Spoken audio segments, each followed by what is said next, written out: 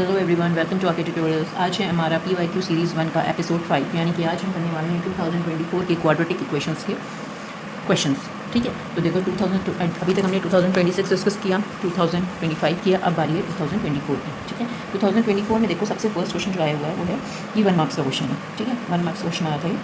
If the roots of equation ax² + bx + c = 0 where a is not equal to 0 are real and equal, then which of the following relation is true। ये MCQ में question आया हुआ था। बोला है कि अगर root किसी इक्वेशन के रूट्स ऐसे हैं ax² + bx + c = 0 जो कि रियल भी हैं और इक्वल भी हैं, तो इनमें से 4 ऑप्शन में से कौन सा रिलेशन इसका ट्रू होगा। तो हमें पता है कि फॉर सबसे पहले रियल एंड इक्वल रूट्स। ठीक है, रियल और इक्वल रूट्स के लिए जो कंडीशन होती है वो होती है डिस्क्रिमिनेंट बराबर 0, यानी कि b² - 4ac बराबर 0। यहाँ से अगर देखा जाए तो b² बराबर कितना आ जाएगा 4ac। ठीक है, अब देखो इनमें से कौन सी कंडीशन हम ले सकते हैं, ये वाली देखो हो रही है ac = यहाँ से हम ले सकते हैं b² / 4। तो कौन सी कंडीशन हमारी सेटिस्फाई होगी, सेकंड वाली। तो सेकंड ऑप्शन हमारा करेक्ट होगा आंसर। ठीक है, ये तो था 1 मार्क्स का क्वेश्चन। अब आते हैं केस स्टडी पे। केस स्टडी वाला क्वेश्चन भी आया हुआ है आपका, ये आया है 4 मार्क्स में, 2024 में ये आया हुआ है ये भी। ठीक है, देखो केस स्टडी में पहले अच्छे से रीड कर लो क्या क्या दिया हुआ है।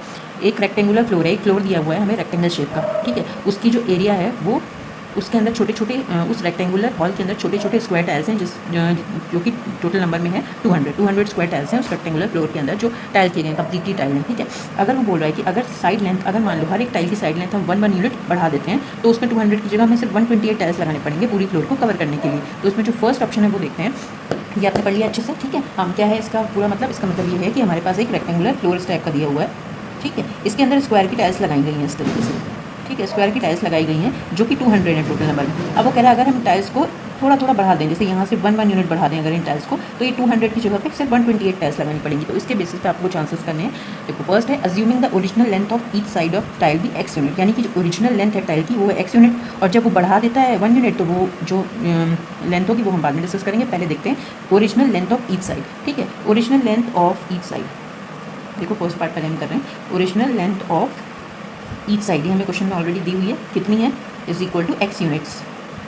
ठीक है, ये फर्स्ट पार्ट है हमारा। Original length of each side = x units है, तो एरिया ऑफ ईच साइड कितना होगा, एरिया ऑफ स्क्वायर होता है साइड का स्क्वायर, और साइड हमारे पास x है तो ये हो जाएगा x²। ये तो सिर्फ एक स्क्वायर का एरिया हुआ। ठीक है, अब एरिया ऑफ टोटल फ्लोर निकालेंगे, एरिया ऑफ पूरे फ्लोर का टोटल फ्लोर में कितनी टाइल्स लगेंगी 200, तो 200 × x², ये तो बन गई इक्वेशन 1। ठीक है, ये हो गया ओरिजिनल लेंथ। अब वो कह रहा है कि अगर हम इसको 1 यूनिट बढ़ा दें, 1 यूनिट बढ़ा देंगे तो फिर लेंथ कितनी हो जाएगी, length of each new side हो गई ना, क्योंकि 1 लेंथ हमने बढ़ा दी, तो न्यू साइड हो जाएगी x की जगह हो जाएगी x + 1 यूनिट्स। ठीक है, x + 1 यूनिट्स हो गई। ठीक हो गया। अब एरिया ऑफ ईच साइड भी कितनी हो जाएगी, जैसे वहाँ x² था यहाँ पे x + 1 हो गया है तो x + 1 का होल स्क्वायर हो जाएगा।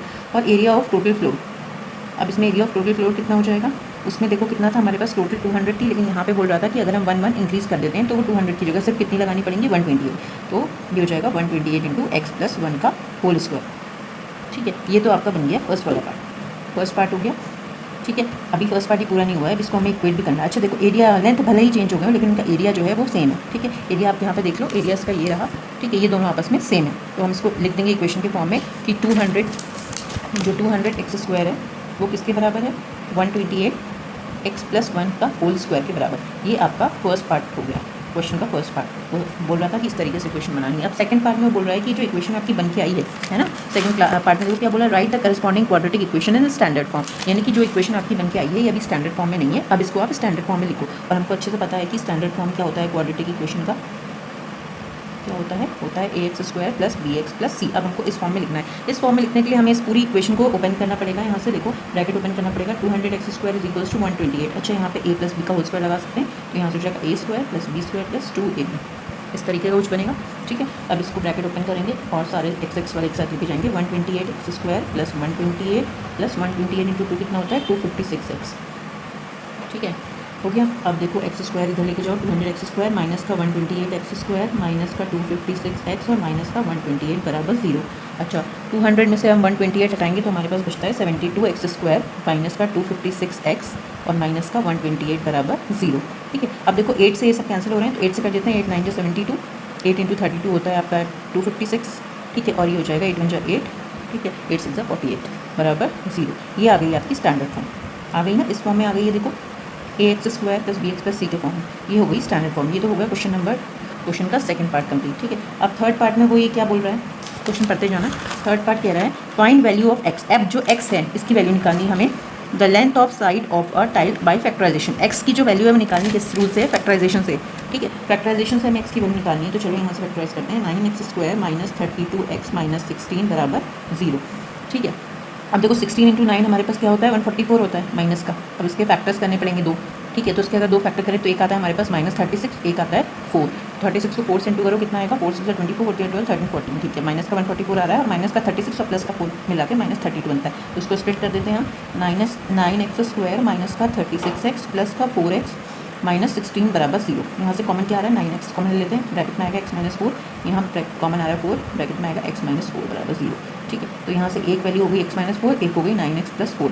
तो यहाँ से देखा जाए तो एक वैल्यू आपकी पॉजिटिव की 4 आ रही, दूसरी नेगेटिव की -4/9 आ रही, जो कि हम कंसिडर नहीं करेंगे, यानी 4 आया आपका x की वैल्यू, x बराबर 4 आंसर है।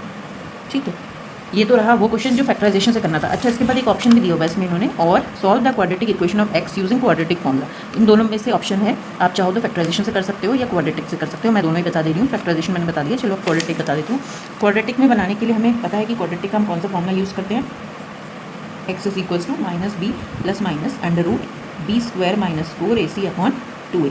ठीक है, इसके लिए हमें a, b और c चाहिए। तो यहाँ से देख लो क्या होगा, a बराबर 9 है हमारे पास, b बराबर माइनस का 32 है और c है माइनस का 16। यहाँ पे सब्स्टिट्यूट करेंगे तो कितना आएगा, x इज इक्वल्स टू ये आ गया 32 प्लस माइनस अंडर रूट 32 का whole square minus 4 into 9 into minus 16 upon में हो गया 2a, यानी 2 इंटू 9 18। ठीक है, अब थोड़ा सा सिंप्लीफाई करना पड़ेगा हमें। 32 प्लस माइनस, अच्छा ये देखो 32 का स्क्वायर, 32 का स्क्वायर निकालो तो कितना होता है, 1024 होता है शायद, देखते हैं फिर भी एक बार कंफर्म कर लेते हैं। ठीक है, हाँ 1024। ठीक है, 1024 माइनस और माइनस मिलकर प्लस बना देंगे और ये हो जाएगा आपका 4 9 36 और 36 इंटू 16 हो गया आपका 576 अपॉन में आ गया 18। ठीक है, ये अंडर रूट वाला क्वेश्चन सॉल्व करना पड़ेगा हमें। 32 प्लस माइनस अंडर रूट, देखो 1024 में ऐड करो 576, कितना हो जाता है 10 10 6 1600 1600 आ गया अपॉन 18। 1600 का तो ईजिली स्क्वायर हो जाएगा, 40 होता है। ठीक है, अपॉन 18। अब एक बार इसकी वैल्यू प्लस में निकालेंगे, 32 प्लस 40 अपॉन 18, जो कि आएगी आपकी 4 5 6 7 72 अपॉन 18, 18 4 जा 72। ठीक है, ये आ गई पॉजिटिव वैल्यू x बराबर 4। और एक इसकी वैल्यू, क्योंकि प्लस माइनस दोनों हैं तो प्लस मैंने निकाल ली, माइनस करके भी देख लो, x is equal to 32 minus 40 upon 18, ये हो जाएगा 8 अपॉन 18। अच्छा, इसको करेंगे तो 2 4 जाइए 2 9 जाए 18, यानी कि आएगा 4/9। ठीक है, तो दो वैल्यू हमारे यहाँ निकल के आ गई हैं। ये माइनस का 4/9 आएगा क्योंकि 32 माइनस 40 है, जो कि हम कंसिडर नहीं करेंगे। देखो सेम वैल्यू आ रही है ना, पहले फैक्टराइजेशन से हमने सॉल्व किया था तब भी 4 और माइनस 4/9 आ रही थी, और अभी इससे सॉल्व किया तो ये 4 और 4 माइनस 4/9, तो फाइनल जो वैल्यू आ रही है आपकी 4 आ रही है ना। तो x की वैल्यू हमारी निकल गई, और x हमने क्या ली थी, original length of each side, यानी कि जो ओरिजिनल लेंथ निकली है,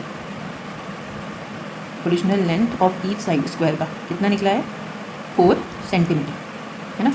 यूनिट हमें सेंटीमीटर में दी थी आई थिंक क्वेश्चन में। हाँ, ऐसा कुछ नहीं दिया था क्योंकि हमें तो साइड दी थी ना, तो यूनिट में दी थी, तो वो यूनिट से लिख लो। ठीक है, यूनिट्स। ठीक है, हो गया ये आपका 2024 का भी केस स्टडी। ठीक है, अब मिलते हैं 2023 या 2024 में, देखूंगी कोई क्वेश्चन होंगे जो छूट रहे होंगे तो वो भी कवर अप कर लेंगे। ठीक है, मिलते हैं नेक्स्ट वीडियो में, पढ़ते रहना, एंजॉय करना। Okay, bye, tata, take care.